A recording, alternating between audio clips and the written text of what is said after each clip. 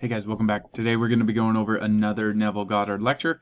It's titled Yours for the Taking. It has a wonderful message and one I'd like to share with you. So I'll go through the lecture, paraphrase it, and we can talk about it as we go. Now in this lecture, Neville emphasizes that God is the only cause for the events and experiences of life. He is not just any deity, but a personal being who is actually housed within you. This is not just a concept, but something that can be known and experienced. God is pure imagination, working within the depths of your own soul to create and shape your reality. God has begun a work within you and will bring it to completion, revealing His creative power and wisdom as Christ.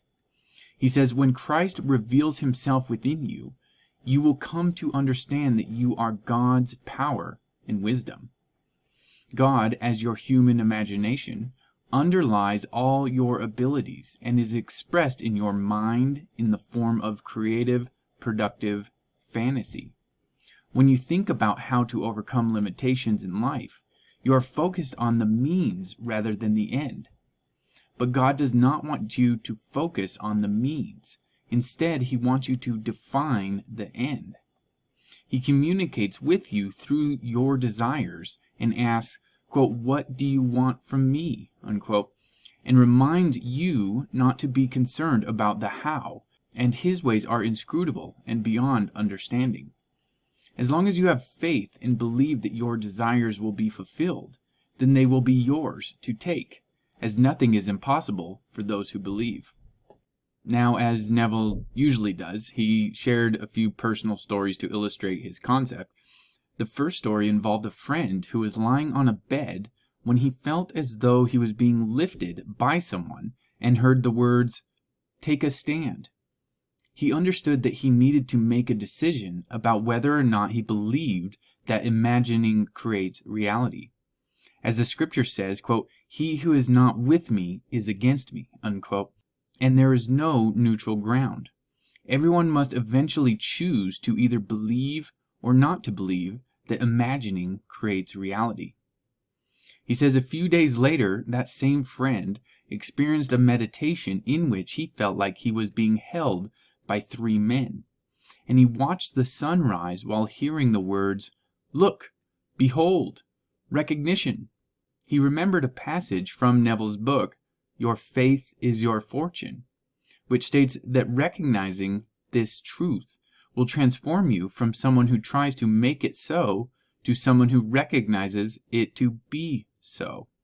Later on, a friend asked for a prayer for a job promotion, and he imagined hearing his friend had been given the job. A few months later, the job became available, and his friend was given the position with increased salary and greater responsibility, just as he had imagined. This was a personal demonstration of the power of prayer and imagination. He was praying on his own imagination, which is God, the creator of all life.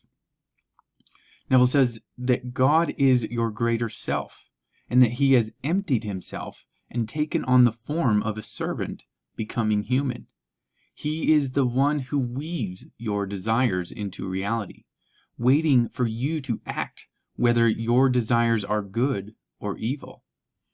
He says there is only one God, the one who creates the thoughts of both a sinner and a saint, and seeking God is the only wise choice.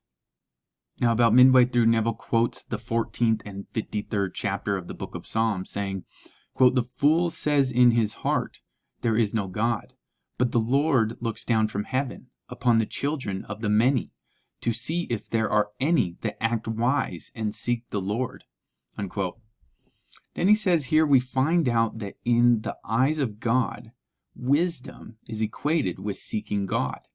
And if God is all wise and all powerful, then any search other than for the Lord is foolish, even if you are highly intelligent and a respected person in society.